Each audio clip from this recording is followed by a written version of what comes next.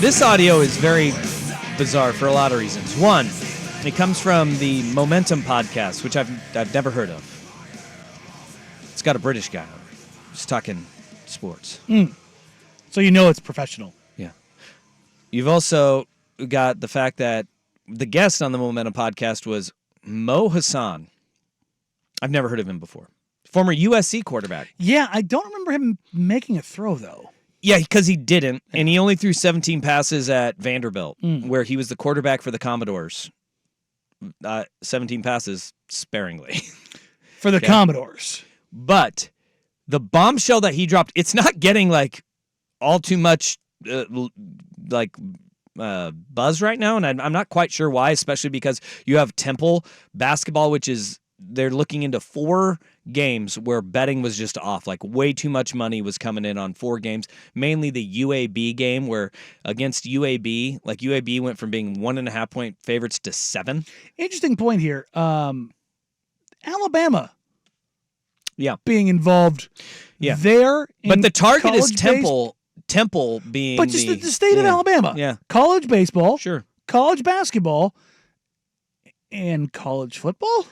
Well, this is what Mo Hasan had to say because this should be the biggest story right now. I was approached at Jason Aldean's bar in Nashville by the Italian mob.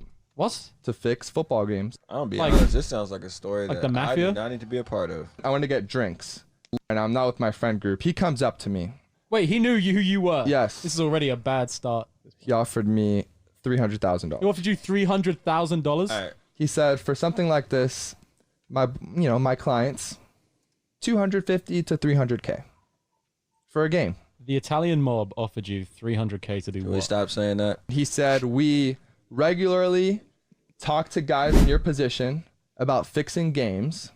He said he named guys in the SEC who I don't want to say their names because they're in the NFL right now, and that's a bad look. deal? It's a bad deal. But University of Alabama, I will tell you that. Holy crap. He said almost every game in the SEC is rigged. Too much for me. Almost every game in the SEC is rigged. Real quick, who owns the TV rights deals for the SEC? ESPN, CBS. Oh, it's weird. Who are like the 2 biggest names in sports journalism? ESPN, CBS. Yeah, it's super weird why we're not hearing about this story at all. Yeah.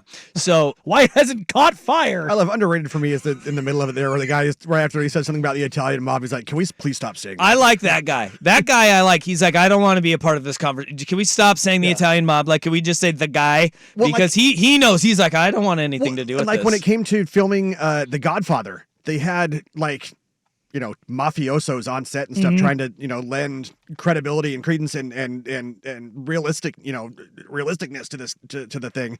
And they said the one thing they made sure they had to do, they didn't use the word mafia in the movie at all. Oh, interesting. Weird. Well, I mean, Sopranos had, what's his name? The Pauly Walnuts. Yeah. An actual mob guy. But they're like, hey, you want our help with this? And you don't say. So we don't talk about Bruno. He said Alabama. He didn't want to name names. Well, you can just go and you can do, I don't know, a quick little Google search and see that Mo Hasan played at Vanderbilt in 2018 and 2019. Quarterbacks during that time would be Tua and Jalen Hurts. Were right around the times that he was in college. And then he transferred to USC in 2020. Probably because of the mob. And it's harder to get to out there in LA. Did not play in 2020 or 2021.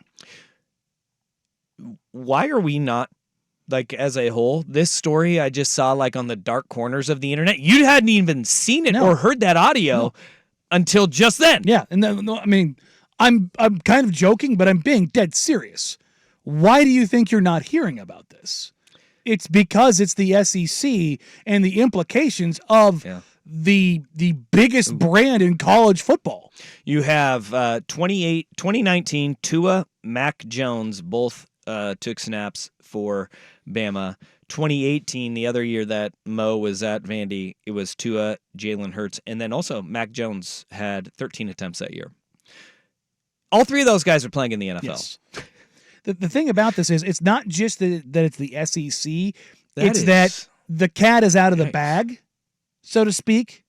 in guess what, folks? This has been there. That right there is everybody's like, oh, gambling. They're looking at Temple. And it's like, see, legalized sports gambling is hurting the sport. This was before legalized sports gambling. Do you know how many programs exist in college sports Yeah. and that you can gamble on? The number of weaknesses that you can target in college sports is innumerable. There's just too many people. I think the legalization and kind of the watchdogs keeping a closer eye on it Makes it harder. Going to make it very Because harder. you're going to have tracking and software and algorithms that detect. That's how you figure out the Temple UAB one. You have so many more boots on the ground and people keeping an eye on these things in states outside of Nevada, in New Jersey.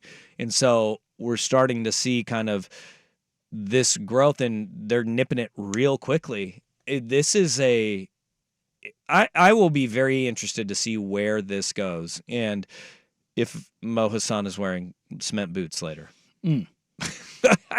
What a bold move just to be like, yep, Italian mob came up to me at a bar. Why be so specific? Alabama quarterback, and it's just like, oh boy. Hey Mo, come check out this end zone over here at the Meadowlands. How quick until we find the Mo Hasan being like, I was just kidding. I wasn't being honest. I think that one's coming very quickly. I wouldn't be shocked one bit. It's a pretty huge bombshell. And it'll go right under the rug. All right.